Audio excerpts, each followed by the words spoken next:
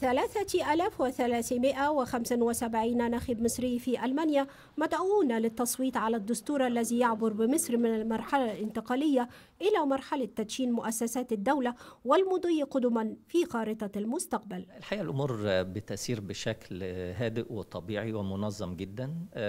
طبعا برلين هي اللجنة الوحيدة على مستوى ألمانيا. بنأمل إن شاء الله في الاستحقاقات الانتخابية القادمة أن يتم فتح مزيد من اللجان الفرعية. الخطوة الأساسية اللي فيها مصر هتبتدي تقوم وتبتدي تنشأ. المهندس هاني عازر مشيد أكبر محطات قطارات في أوروبا حرص على الإدلاء بصوته وعبر عن استعداده التام للمشاركة في جهود البناء في مصر. فالدستور الحقيقة هو دستور لكل المصريين ودستورنا، والدستور فيه حاجات كويسة جدا بيعكس الاحتياجات بتاعت الشعب، وفي نفس الوقت بيرسم كمان الخطة بتاعت المستقبل بتاعت مصر اللي أنا بتمناها ان احنا نسيب بقى الحاجات الماضيه ونبص لقدام عشان نساند الدوله على انها تنتقل من المرحله الانتقاليه اللي احنا فيها لمستقبل افضل واهم استقرارا. اللي مش هينزل يدي بصوته هو كده بيدي فرصه للجانب الاخر ان هو ينتصر. ان تجميع الانتخابات في نقطه واحده في المانيا طبعا صعب، على غير متاح وغير ميسر لجميع المصريين، لان المانيا بلد كبير، وبرلين تبعد مثلا عن دوسلدورف حوالي 565 كيلومتر. هناك بعض الطلاب أو هناك بعض المصريين قد يكون مصاريف السفر ومصاريف المبيت مرهقة بالنسبة لهم. الإقبال على السفارة المصرية اليوم كان محدودا نسبيا، حيث بلغ عدد الناخبين حتى ساعة إعداد هذا التقرير ما يربو على 54 ناخب، ومن المنتظر أن يشهد يومي السبت والأحد إقبالا مكثفا. المصريون في ألمانيا يشاركون في خارطة المستقبل بالتصويت على دستور يضع الأسس القوية لمصر الغد، دشن لبناته كافة أطياف المجتمع بهدف ترسيخ قاعدة قوية تبنى عليها مؤسسات الدولة لتكون نقطة انطلاق من المرحلة الانتقالية إلى مرحلة الاستقرار والبناء. من داخل السفارة المصرية، إيمان البكري، التلفزيون المصري، برلين.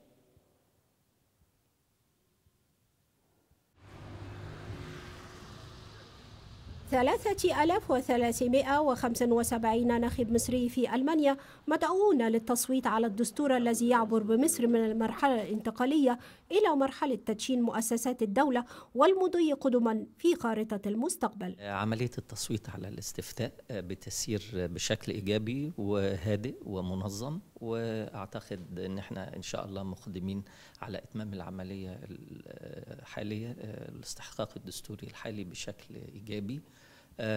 احنا مسجل لدينا في لجنة برلين، وهي اللجنة الرئيسية في ألمانيا، وهي اللجنة الوحيدة أيضا، 3338 ناخب وفقا لجداول اللجنة العليا للانتخابات. أمس تقدم للتصويت نحو 50 مواطن من كافة أنحاء ألمانيا، ولا زال الإقبال متوالي.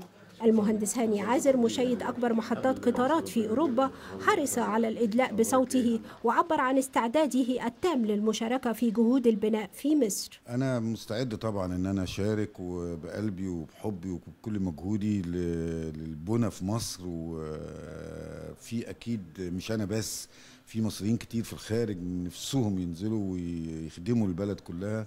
هم محتاجين بس إشارة صغيرة وتقول تعالوا، وإن احنا على طول نشمر الأدرعة بتاعتنا ونشتغل ونوصل مصر لأحسن ما هي كانت.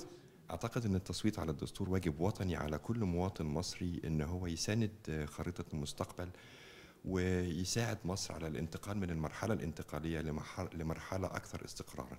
يشرفني أن أنا آجي النهاردة علشان نصوت على الدستور، نشارك فيما يخص الوطن، وإحنا كمصريين في الخارج لازم نقوم بدورنا الوطني. وأنا شايف أن موافقتنا على الدستور علشان تستقر الأمور في مصر إن شاء الله بعد الانتخابات. أول خطوات نعملها اللي احنا نثبت الوطن ده على شيء، وهو دوت الدستور اللي احنا بنصوت عليه النهارده.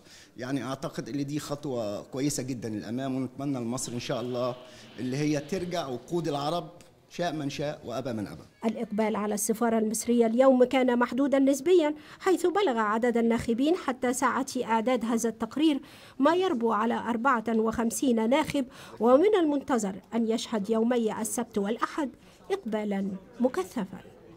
المصريون في ألمانيا يشاركون في خارطة المستقبل بالتصويت على دستور يضع الأسس القوية لمصر الغد، دشن لبناته كافة أطياف المجتمع بهدف ترسيخ قاعدة قوية تبنى عليها مؤسسات الدولة لتكون نقطة انطلاق من المرحلة الانتقالية إلى مرحلة الاستقرار والبناء. من داخل السفارة المصرية، إيمان البكري، قناة النيل الإخبارية، برلين.